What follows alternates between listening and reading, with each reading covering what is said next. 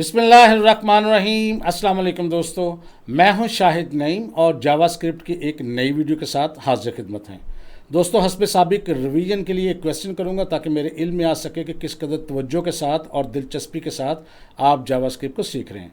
तो आज का क्वेश्चन ये है कि अगर हम स्ट्रिंग्स को कंबाइन करना चाहें, आपस में मिक्स करके एक बनाना चाहें, तो कौन सा स्ट्रिंग मेथड इस्तेमाल होता है। उसका नाम आपने बताना है।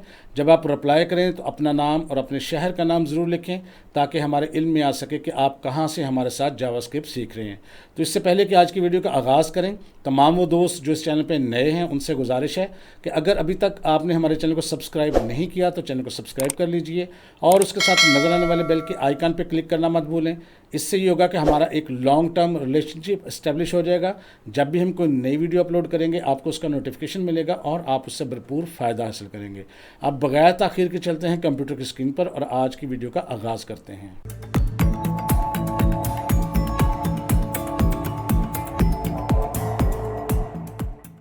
तो दोस्तों, डॉम का टॉपिक हम स्टार्ट करने जा रहे हैं जावास्क्रिप्ट के अंदर, और इससे पहले हम देख चुके हैं कि किस तरह हम जावास्क्रिप्ट की फ़ाइल के साथ HTML को और HTML की फ़ाइल के साथ CSS को आपस में कनेक्ट कर सकते हैं।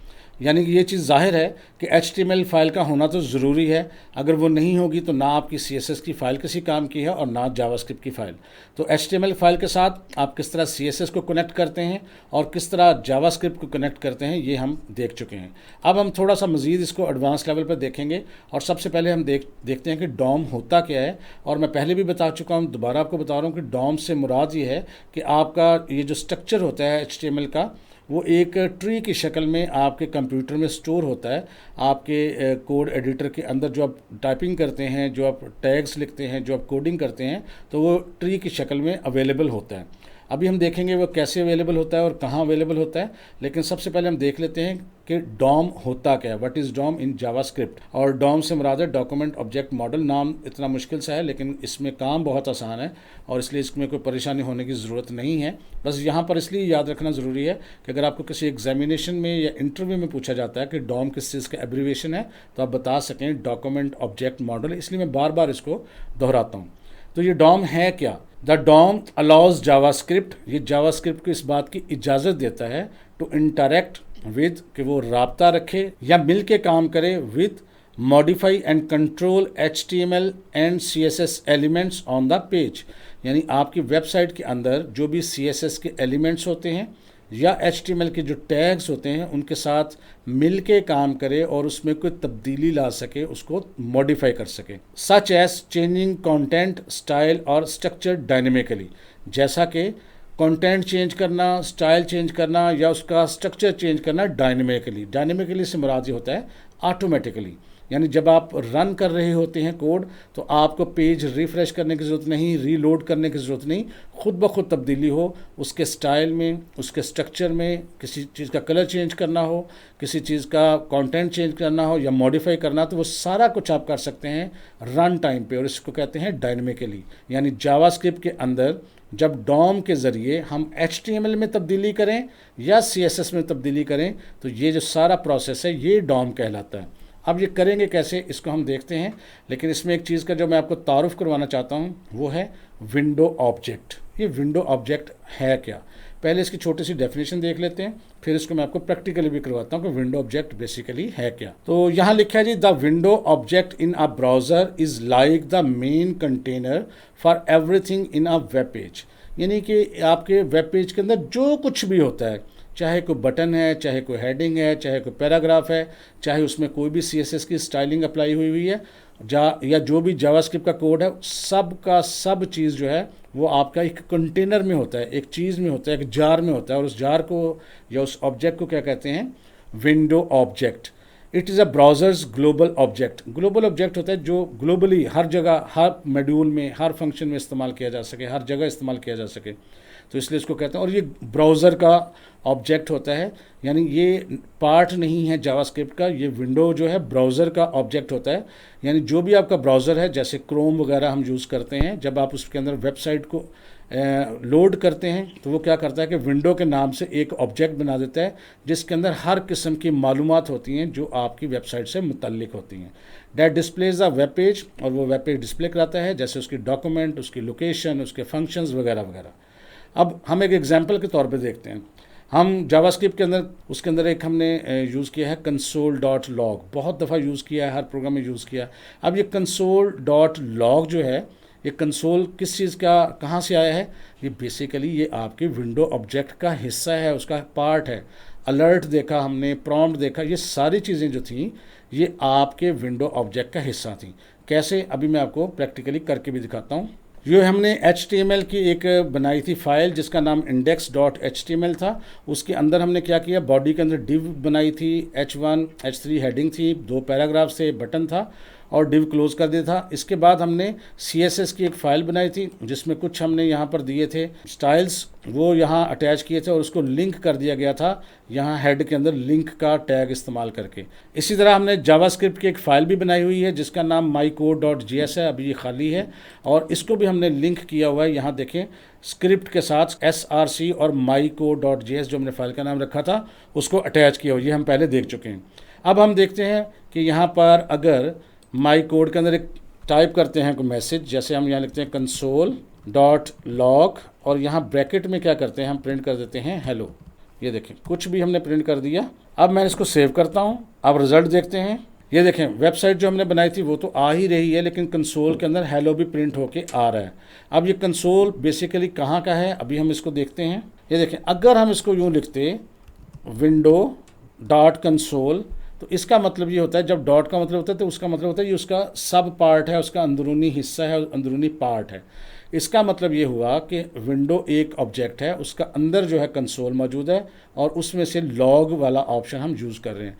आप देखेंगे रिज़ल्ट अभी भी सेम ही आएगा। रिज़ल्ट देख लेते हैं तो ये देखें रिज़ल्ट सेम है, यानी अगर हम console.log इस्तेमाल कर लें तब भी ठीक है, अगर window.console.log करें तो भी ठीक है।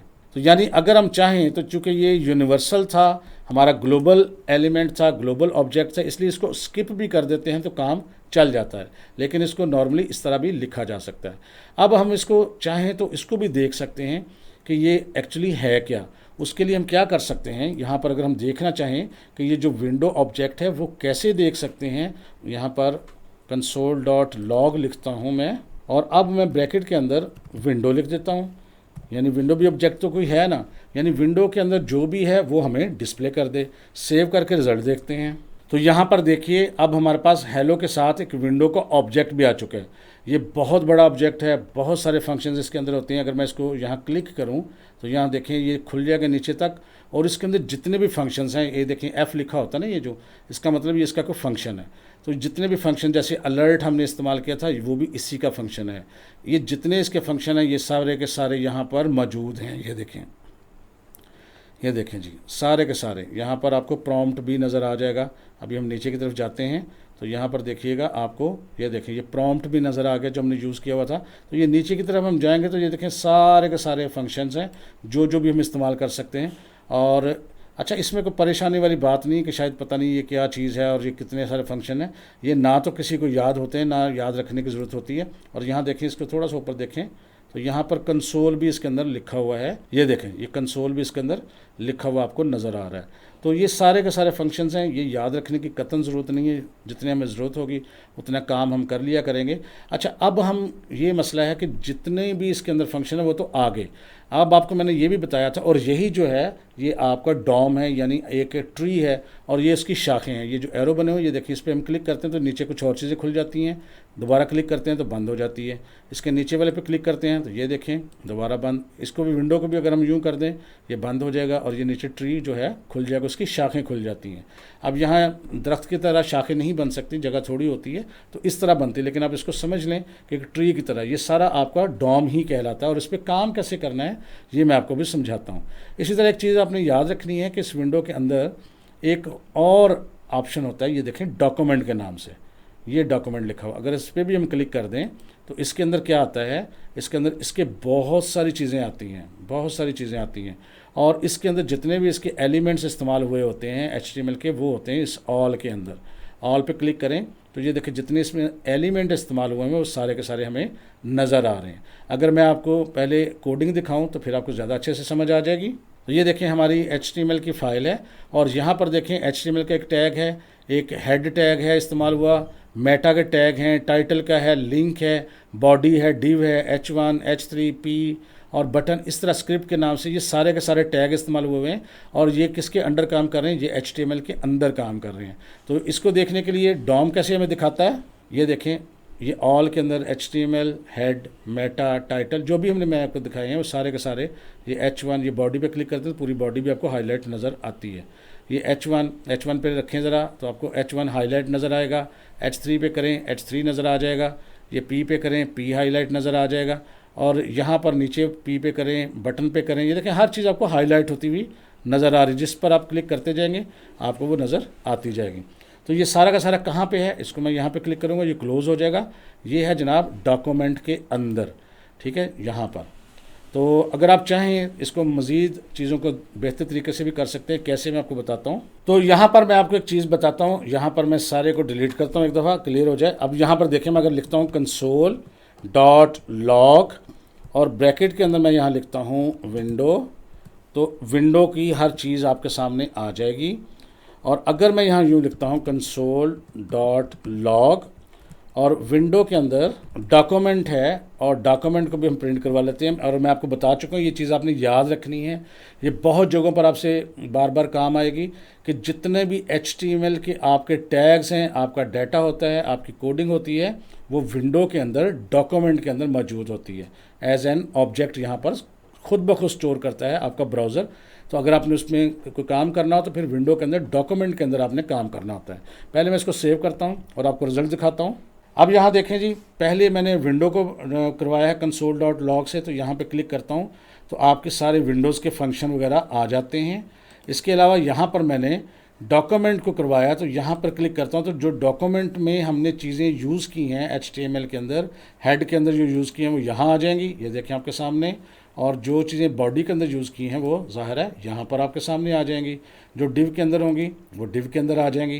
ये सारा ट्री की शक्ल में आपको स्ट्रक्चर देखें स्ट्रक्चर दिखा रहा है, बिल्कुल जैसे आपका HTML की फ़ाइल हमने बनाई थी वो देख लें आपकी डॉक्यूमेंट के अंदर है। यानी हेड पे क्लिक करेंगे तो आपका मेटा भी आएगा, आपका टाइटल भी आएगा, आपका जो लिंक है वो भी आ जाएगा, और यहाँ से भी आप चेंज कर सकते हैं बहरहाल। तो अगर इसको मैं यहाँ से क्लोज़ कर दूँ और बॉडी को ओपन करूँ तो यहाँ देखें डिव आ जाएगी। डिव को यहाँ से ओपन करूँ तो उसके पूरे H1, H3, पैराग्राफ, दूसरा पैराग्राफ, बटन, सब कुछ यहाँ हाईलाइट भी साथ साथ हो रहा है।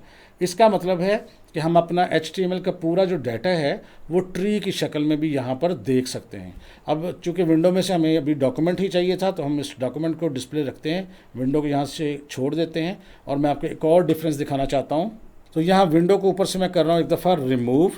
तो यहाँ पर यह है कि ये जो आपने चीज़ें यूज़ की होंगी वो, यानी HTML की जो चीज़ें कोडिंग यूज़ की होगी, टैग्स यूज़ किए होंगे, वो विंडो के अंदर डॉक्यूमेंट के अंदर है। ये वो चीज़ें आपको दिखाएगा जो आपने यूज़ की हुई हैं।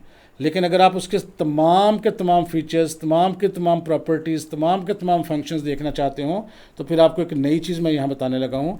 console.log की बजाय dir करेंगे। dir से मुराद होती है डायरेक्टरी, यानी जो चीज़ आपने यूज़ की है, नहीं यूज़ की है, जो जो कुछ उसके अंदर है वो सब कुछ आपको यहाँ दिखाएगा। किस चीज़ का दिखाएगा?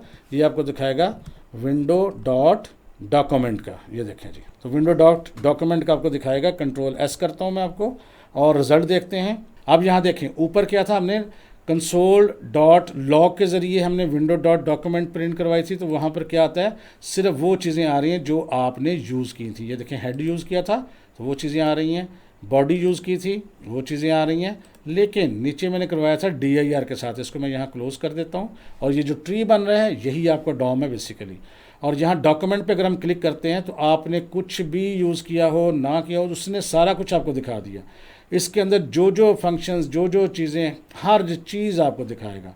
और इसके अंदर देखें हर चीज़ मौजूद है, हेड भी मौजूद है, हेड के अंदर तमाम चीज़ें मौजूद हैं, इसके अंदर बॉडी भी मौजूद होगा, इसके अंदर और बेशुमार चीज़ें हैं। एक चीज़ जो बार बार आपको देखने को मिलेगी, चाइल्ड नोड, ये भी मैं बताता हूँ ये क्या होता है। ये देखें BG कलर, कुछ अभी तो कुछ सेट नहीं किया हुआ तो वरना वो यहाँ पर भी आता। फ़र्क आपने ये समझना है कि अगर आपने यूज़ किया किसी चीज़ को प्रिंट करने के लिए console.log, तो आपको तकरीबन वही चीज़ें मिलती हैं जो आपने यहाँ यूज़ की हुई हैं।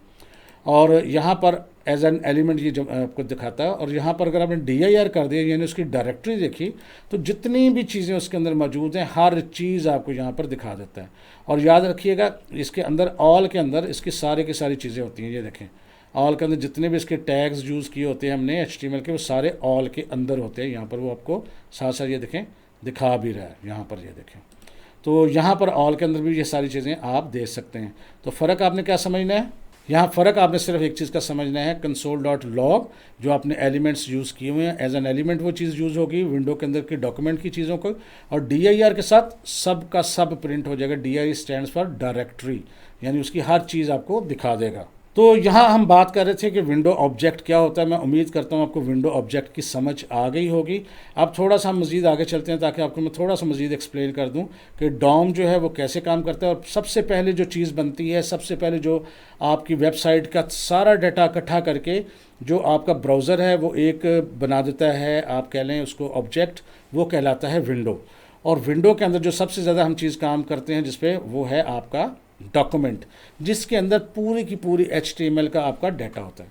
और HTML जब हम यूज़ करते हैं HTML टैग का इस्तेमाल करते हैं सबसे पहले, और उसमें आपको पता है कि दो मेन पार्ट होते हैं। एक हमारा होता है बॉडी पार्ट और एक होता है हेड पार्ट। हेड पार्ट पहले आता है, तो पहले इसका क्या बनता है हेड, और फिर हम उसके अंदर यूज़ करते हैं बॉडी।